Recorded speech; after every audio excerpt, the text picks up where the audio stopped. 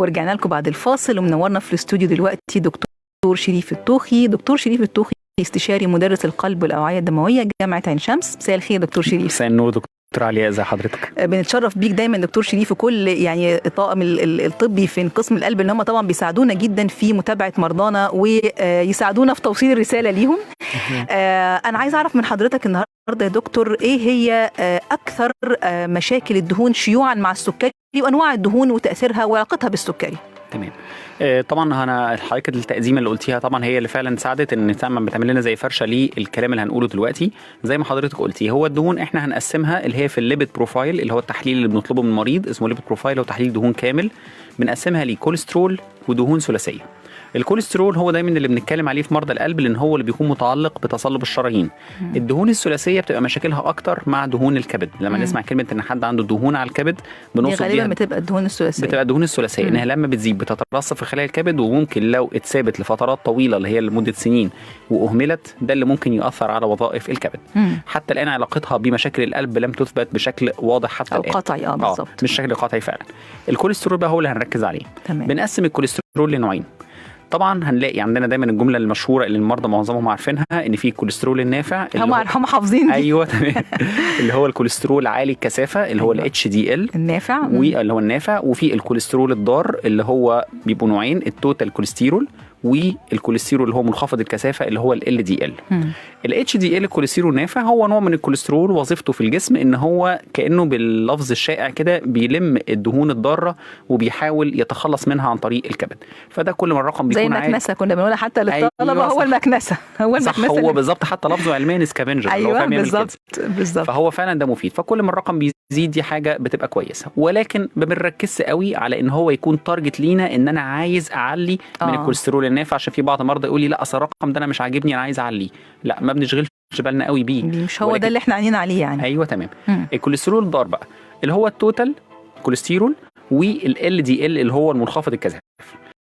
دايما تركيزنا بيكون على ال دي ال اكتر، لان معظم الابحاث العالميه بتركز دايما على التارجت للمريض على ال دي ال. كل مريض هو له هدف بقى، هو ده الحته اللي احنا عايزين نسمعها من حضرتك. وحضرتك قلتي فعلا تطرقتي نقطه مهمه، اللي هي كل مريض ليه هدف اللي هو تارجت مختلف بتاعه. يعني مثلا لو هنتكلم في النموذج اللي حضرتك قلتيه، البنت اللي عندها 35 سنه اللي بتعمل تحليل كوليسترول للاطمئنان ولقت الكوليسترول عالي، انا عايز اوصل لها التارجت مثلا اقل من 100 مثلا. لكن لو حد مريض سكر انا ممكن عايز اوصل لاقل من 70.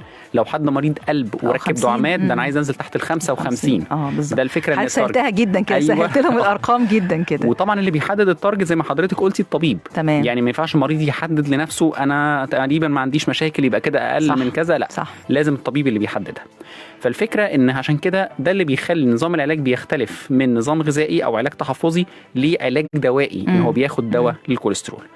فاحنا دايما تركيزنا على ال دي ال، ان هو ده لو اكتر من 100 انا بعتبر ان ده عالي، والتوتال كوليسترول لو اكتر من 200. ده تركيزنا دايما في الكوليسترول. يمكن برضه دكتور شريف كده حضرتك حطيت ايديك بقى على المشكله اللي هو ال دي ال بيعمل لنا ايه. لان المريض يقول لي طب ما انا هو بقى لي شويه عالي ما حصليش حاجه. تمام. بيعمل ايه؟ لان بنسمع الكلمه دي وحضرتك انا بقى لي شويه، بقى لي سنين ماشي بيه كده عالي، يعني سيبيه. أيوة. بقى كده مش عايز اخد دواء. صح، السؤال ده بيتسال كتير قوي.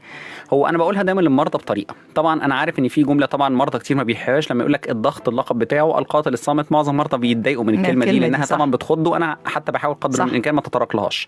ولكن لو هنعتبر ان علميا الضغط فعلا اطلق عليه لقب القاتل الصامت، فالكوليسترول يعني ممكن يقترب شويه من نفس اللقب لو اهمل. لكن لو اتحكمنا فيه مش مشكله. الكوليسترول بيبقى موجود في جسمنا لسنين، لان هو في الاغلب عامل الوراثي هو السبب الرئيسي. وبالاضافه بقى للخبطه الاكل، قله الرياضه، قله الحركه، الحاجات دي كلها بتخلي الكوليسترول يزيد اكتر. ولكن الاستعداد الوراثي بيكون موجود. ده اللي يخلي ممكن يكون حد وزنه قليل وبالرغم من كده الاقي الكوليسترول بتاعه عالي عشان عامل وراثي او أيوة. عشان الجينات يعني زي ما بنقول. فالفكره ان دي عامل سبب رئيسي بيكون موجود. فالفكره دلوقتي ان انا لو لقيت ان مريض عنده الكوليسترول عالي بقول له ده في الاغلب بقى له فتره طويله كويس. دلوقتي هو مش عامل لك مشاكل، بس ممكن في المستقبل يؤدي لمشاكل لان هو ده اللي بيترسب في الشرايين. ايوه، هي دي بقى اللي احنا عايزين. هو بيقعد فين بقى كل الفتره دي؟ انا بشبهها للمريض بطريقه اقول له زي ماسوره الميه اللي عندك في البيت. أيوة. انت عندك مثلا ترسبات جير عماله تحصل في الماسوره، انت مش شايفها جوه. هو عايزين نوصل لهم ان الحاجه بتحصل ما بيبانش عليك حاجه. صح بالظبط زي ما حضرتك قلتي، هي الماسوره من جوه عمال يحصل ترسبات جير فبتضيق. يبتدي يحصل بقى مش هحس ان الماسوره بتاعت بيتي فيها مشكله غير لما تتسد، او ايه ده حصل بعد كده الصرف حصل فيه مشكله. ده بالظبط اللي بيحصل في الشريان. ترسبات دهون 20% ترسب دهون مش حاسس بحاجه، بقت 40 بقت 60، اول ما توصل ل 70 انا بدي ارقام تقريبا يعني تقريبيه اكتر من 70% ضيق في الشريان بسبب تراكمات دهون، يبدا المشكله تحصل المريض يحصل. فانا بقول للمريض انا مش عايز نوصل لمرحله ان يحصل بعد الشر ضيق في الشريان التاجي يؤدي ليه الام في الصدر او ضيق في شرايين المخ يؤدي بعد الشر لجلطه في المخ. فاحنا نحمي نفسنا منها قدر الامكان، ان انا اتحكم في الكوليسترول دلوقتي، سواء عن طريق اللي هو تظبيط الريسك على حسب ما الدكتور يقول لي، على حسب الطبيب او على حسب العلاج الدوائي. فمشكله الكوليسترول هو ترسبه في شرايين القلب، شرايين المخ، الشرايين الطرفيه بتاعت الساقين، كل ده بيؤدي لقصور في الدوره الدمويه. حضرتك سهلتها جدا يا دكتور شريف، بشكرك جدا حقيقي. يمكن كده حضرتك يعني تقريبا قلت كل العلم في نقدر نقول في مقطوعه واحده. كوليسترول الضار هو حاجه صامته جوانا بقالها بتقعد في كلنا طبعا. لو في عرضه لارتفاع كوليسترول الضار بيترسب في الشرايين طالما هو فوق المستوى الطبيعي، ان هو معدي الرينج حسب طبعا كل شخص غير التاني. وانا ممكن ما يبقاش عندي اعراض، انا مش حاسس ان انا مش ماشي مثلا صدعت فالكوليسترول عالي. لا عشان المرضى كتير بيربطوا ده يقول لك ده انا لما الكوليسترول قال اتحسنت، لا هي مالهاش علاقه. لا مفيش عرض معين يقدر يقول، لكن دي بنعرفها اكتر بالفحوصات الدوريه. طيب برضو اسال حضرتك سؤال يمكن بنتساله، يمكن حضرتك بتسالوه، الدهون النافعه هل في حاجه معينه بتعليها؟ وهل لو علتها ده هيفرق معايا؟ يمكن حضرتك قلتها بصوره يعني مبسطه، بس انا برضو عايزه اسمع من حضرتك تاني بصوره تفصيليه. الدهون النافعه تمام، هو الدهون النافعه او الكوليسترول النافع، اللي هو الكوليسترول النافع او اللي هو الاتش دي ال. هو الفكره زمان كان يقولوا ان احنا ندي ادويه عشان تعلي. كل الابحاث الاخيره في السنوات الاخيره بتقول لا، مفيش اي تارجت ان انا ادي دواء عشان يرفع من الاتش دي ال. لو انا اتحكمت ان ال دي ال اللي هو كوليسترول الضار نزلته خلاص، انا كده في الأمان. انا بحمي نفسي، انا كده في الامان. بشكرك جدا دكتور شريف، معلومات جميله جدا. وهنطلع فاصل عشان تركزوا في المعلومات الاخيره المهمه. استنونا بعد الفاصل مع دكتور شريف الطوخي واهم طرق الوقايه والعلاج. ورجعنا لكم بعد الفاصل تسعينات اف ام من دكتور علياء الشربيني وحلقه خاصه مع دكتور شريف الطوخي. واحنا دلوقتي في انتظار نسمع من دكتور شريف طرق الوقايه والعلاج للناس اللي هي بتتابع كوليسترول او اتشخصت ان عندها ارتفاع في الكوليسترول، والطبيب خلاص قرر ان هو يبتدي يقعد معاه. اشهر طرق العلاج يا دكتور والوقايه. تمام، هنتكلم عن الوقايه الاول. لو هفترض ان مريض الكوليسترول بتاعه كويس بس هو بيقول لي انا مش عايز بعد كده يعلى عندي كوليسترول، ساعتها انا كل اللي بكلمه على نمط الحياه اللي هو لايف ستايل موديفيكيشن زي ما بنقول، اسلوب الحياه، اللي هو اقول له انت في بعض الحاجات لازم تراعيها. اولا الرياضه، ولو حتى انا مش بقول له ان انت لازم تبقى رياضه بشكل منتظم، ولكن لو حتى اللي هي النص ساعه مشي في اليوم، المشي الرياضي طبعا مش المشي اللي هو بالخطوه البطيئه، لمده 5 ايام في الاسبوع، ده الحد الادنى اللي المفروض كلنا نص ساعه يوميا. لا 5 على الاقل 5 ايام، ده كلام التوصيات الجمعيه الاوروبيه لامراض القلب ان ده اللي المفروض اي مريض يلتزم بيه. مع كمان ان الالتزام قدر الامكان بالاكل.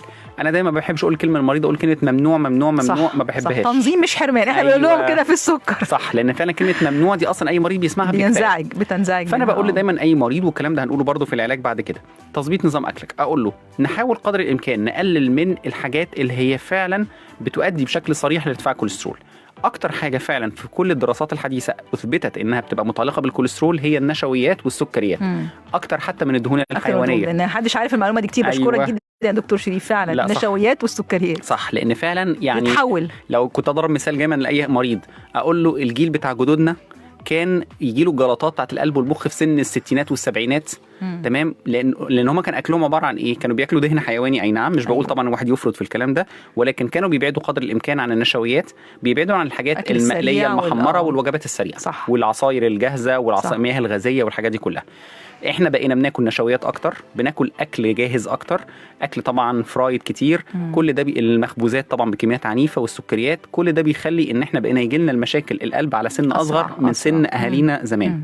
فانا بقول للمريض ده نقلل قد ما نقدر من النشويات والسكريات، نقلل من الاكل المقلي المحمر المسبك، دي كلها طرق طبخ مش صحيه. لدرجه انا اقول للمريض في المسلوق والمشوي احنا حفظناهم بقى. المسلوق المشوي اللي على البخار، الحاجات اللي في الاير فراير، الحاجات دي كلها.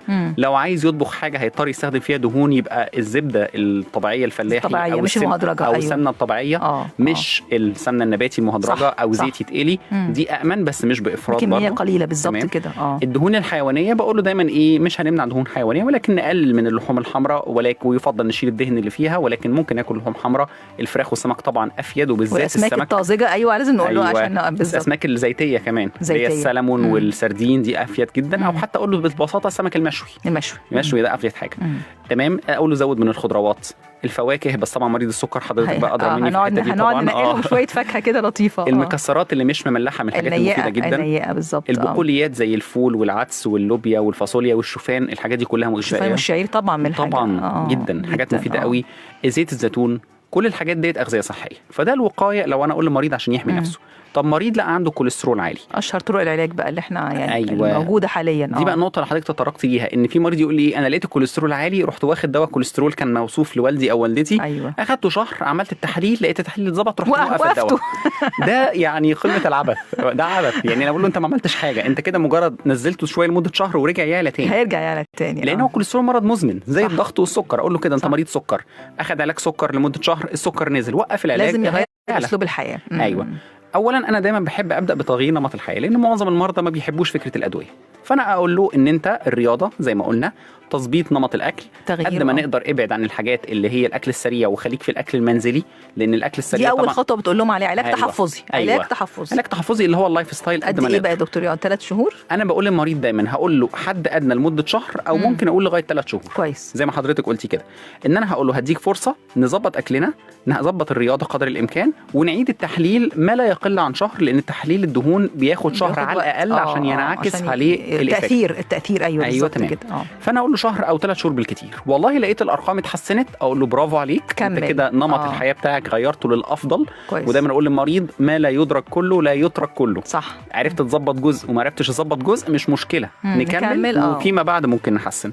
تمام. لكن لو الارقام ما اتحسنتش وما زالت انا عايز اوصل له بالنسبه لحضرتك، هنضطر بقى ساعتها ناخد دواء للكوليسترول على طول. معظم المرضى لما بقول لهم الجمله دي، المعظم بيتحمس اكتر لتغيير نمط حياه. هي الفكره مرضى القلب او مرضى اللي هم جالهم مثلا ركبوا دعامات او جالهم جلطات في القلب او جلطات في المخ، ده المشكله. انا عايز اوصل لهدف قليل قوي زي ما حضرتك قلت في الاول، هو اقل من 5 لو لقيته ما زال فوق ال100 ممكن اقول له هناخد دواء، ولكن الدواء ده بشكل مزمن. يعني ما فيش حاجه اسمها شهر شهرين ووقفه، لانك لو وقفته ساعتها الكوليسترول هيرجع يعلى تاني لو انت ما عرفتش تعمل تغيير في نمط الحياه. في مرضى ما بيعرفوش يغيروا نمط حياتهم، في مرضى يقول لي انا طبيعتي ان انا طول الحياه شغلي طول الوقت بره ما بعرفش، في مريض فعلا بيعمل تغيير في نمط حياته بس الكوليسترول عالي، وده في الاغلب بيكون عنده مشكله وراثيه. ده بقول له لا مفر من العلاج حتى لو كان عمره صغير. والله انا بشوف مرضى مثلا يبقى سن صغير والاقي فعلا بيحتاجوا علاج دوائي بسبب ان الارقام عندهم بقى مبالغ فيها، بلاقي بقى ارقام عنيفه. ده اقول له من الاول انا هبتدي معاك علاج دوائي، لان انا بشك ان ده خلل وراثي من البدايه. حقيقي في نهايه حلقتنا دكتور شريف، انا سعدت جدا بكميه المعلومات وبساطتها مع حضرتك. بشكر حضرتك في نهايه الحلقه، ويا رب كده نكون بسطنا لكم المعلومه بشكل بسيط ولطيف، وتعرفنا النهارده على دهون الدم. ويا رب دايما تفضل حياتكم سكر من غير سكر، ودمتم دايما بصحه وسعاده.